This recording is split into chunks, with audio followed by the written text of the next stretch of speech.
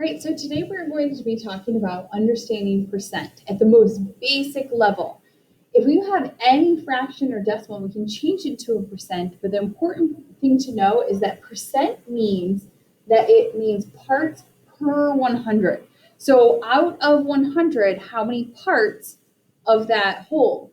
So we know that fractions and decimals are parts of wholes, so then therefore we can translate that into a percent. And the main thing we're going to be doing with this lesson is not only converting them between the three, but we are going to be using images such as grids or even circle graphs, or known as pie charts as well. So if I have this grid shaded in, as you can see, I don't have the whole thing in, I have a part of a whole. So what fraction would this be? How many parts out of what makes a whole? So I know that it's a hundredths grid.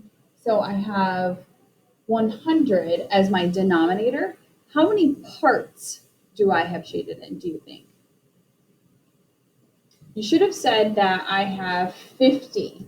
So I have 50 of these individual units shaded in. So converting fractions to decimals like we've been doing, 50 hundredths can be written as a decimal and then a 5 and a 0, 50 hundredths. So if this is the parts of what makes a whole and percent means parts per 100, what do you think the percentage is? It would be 50%. And when you write a percent sign, it is a backslash with two circles. I write mine in more of like a cursive type way where I don't really pick up my pen for that first circle and then carry over. So it's like a 7 with a little head on it and another little circle. So 50%. That's considered also half of. So there's some equivalencies between these fractions if we could simplify it too. What about this one? What would this fraction be? So we know it's out of 100. What did you say the numerator would be?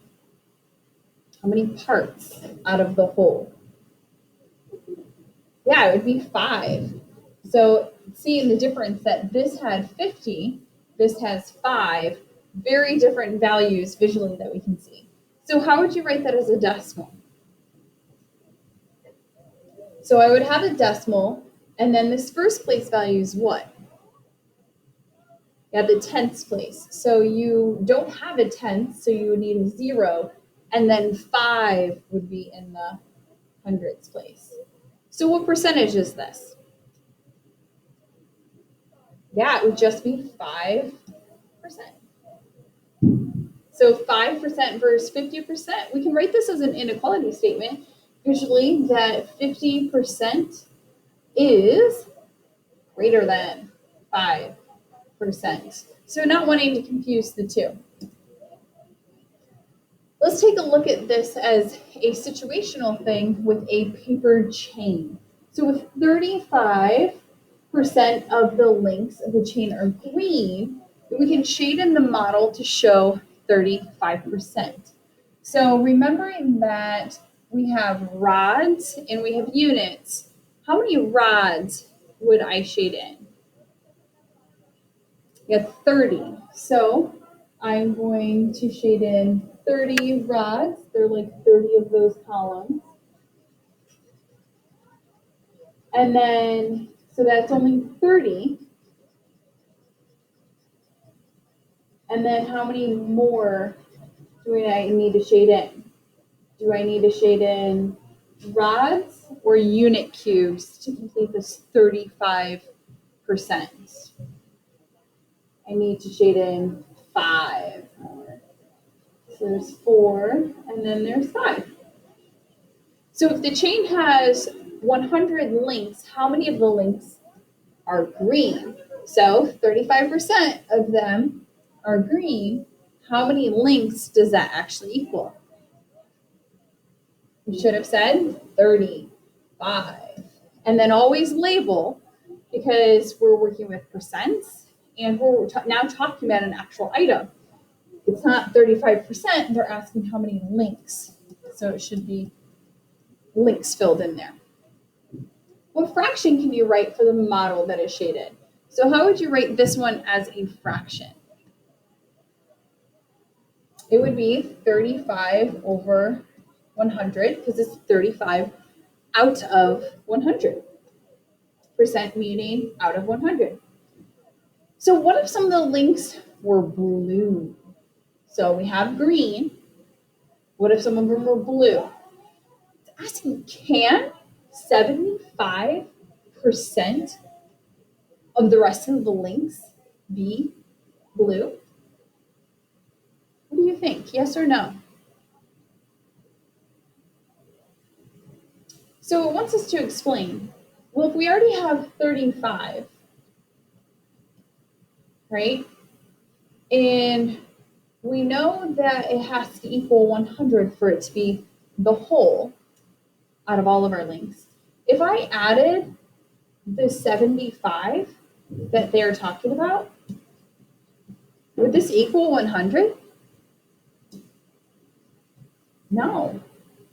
35 plus 75 equals what? You should have said it equals 110. So it doesn't equal 100. So this is a no. You could not have 75% of them be a different color. So let's try this one now. Now we're looking at shading the model to be 60%. And then we want to know what percent of the model is not shaded. So rods in unit cubes, how many rods would I shade in? How many total rods to show 60%? It should be 6. Am I going to have to shade in anything else? Let's take a look. So here's 3, 4, 5, that's half, and there's 6. So 60%, there's 6. Do I need any more? No, I have 60% now shown because it's 60 out of 100. So now if we know that this is 60, what percent is not shaded? What would you write down? What's not shaded?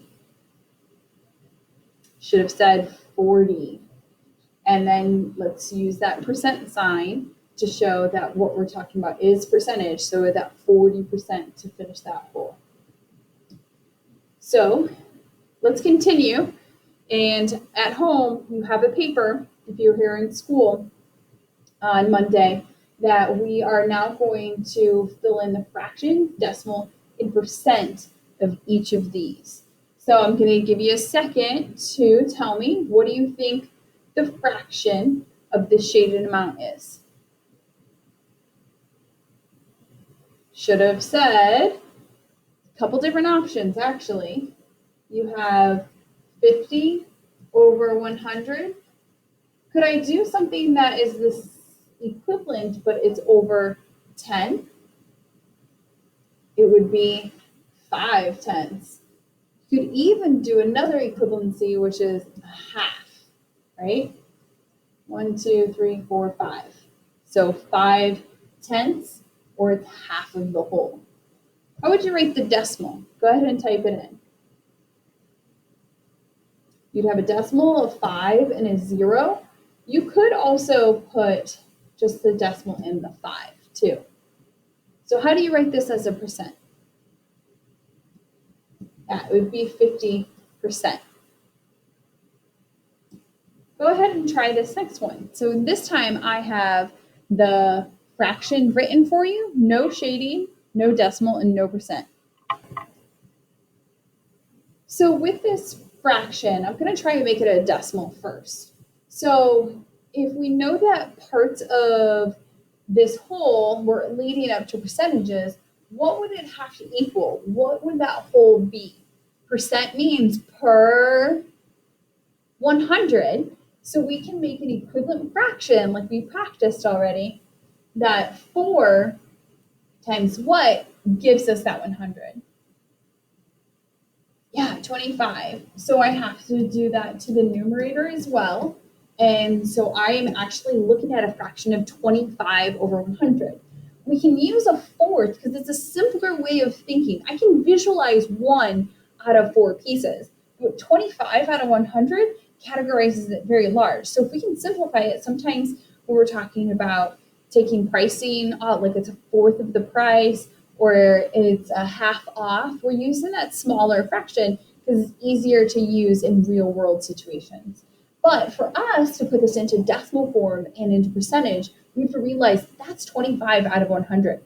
And remember, we can use our knowledge about a dollar and what makes a whole. And thinking about those 4 quarters make a dollar and what that would be worth, 1 out of 4. So how would you rate this decimal? Yeah, now that we have this, it's so much easier. We have a 25 hundredths, so we can put that decimal and then 2 and then the 5. So what would this be as a percent? 25 and then that percent sign. Very good. How do we shade this? How many rods would I shade in? I would shade in 2 rods because that would give me the 20 out of 100. What do I shade in next? More rods or unit cubes?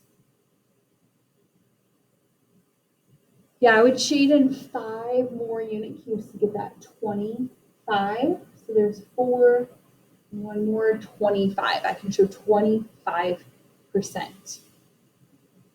Okay, next one, giving you another fraction. This time it's fourths, and it's 3/4. Still thinking of that, what makes a percent is 100. We can figure out what 3/4 is equivalent to when we're talking about hundredths. What would our numerator be?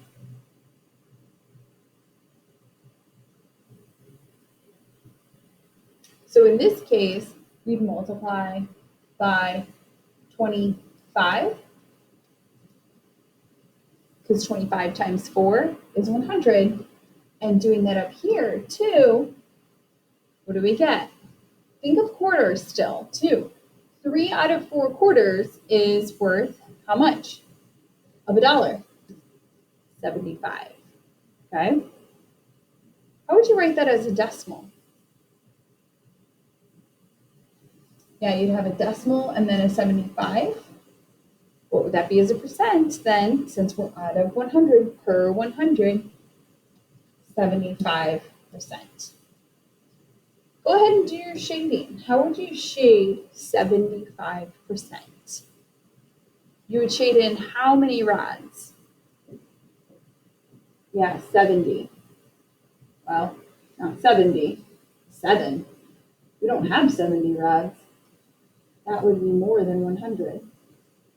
So we have 4, 5, 6, and then I have my 7. So that's just 70% right now. How do I make this 5? We need 75. I would need 5 more unit cubes. 1, 2, 3, 4, 5. 75%. Ooh, this one, I've given you the decimal. How can you write this as a fraction percent and do the shading? Maybe starting with the shading would help you visualize this better to begin with. So this is read as 1 what? 10th. So 1/10, if I shade that, 1/10 is a rod. How would I write that as a fraction considering what makes a whole? What would my denominator be? Well, there's 2 options here. You could think of it out of 100, or you could even have thought of it out of 10 because this is 110. But then if I thought about it as 100, what would I write for my numerator? I'm thinking of the place value being hundreds. It would have to be a 10. So thinking of that placeholder being there, and then we would read it 10 hundredths, right? So wanting that for the percent, what would the percentage be? 10%. Okay. Now I just have the shading in. Do I have rods or unit cubes shaded?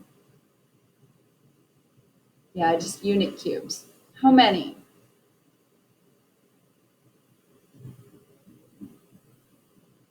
7?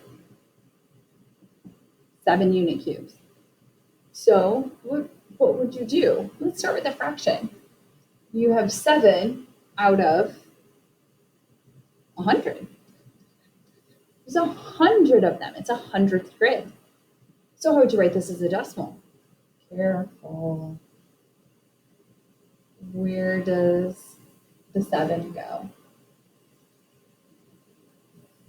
If I wrote my 7 here, what place value is it in? It's in the tenths. I don't have 7 tenths. I have 7 hundredths. So I need a placeholder 0 here to put the 7 in the hundred spot. Then how would I write the percent? Just 7%. Such a small amount. So you are going to start practice 1, and you're going to get on Edulastic to do that. Make sure if there's any shading questions. So the shading's already done on number 1 for you.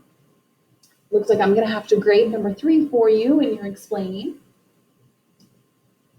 So shading's going to come up with number 4. So shade that in. I'll have to grade that one. There should be a button that would say open the scratch pad, and then you would be able to shade. I'm also going to have to grade your explaining question for number 6. And look very closely at the circle graphs. It's another way besides the hundredths grids that we can analyze our fractions, decimals, and percents. Okay. So that is it for today. Good luck on your practice. I can't wait to continue working with you on understanding percents in class.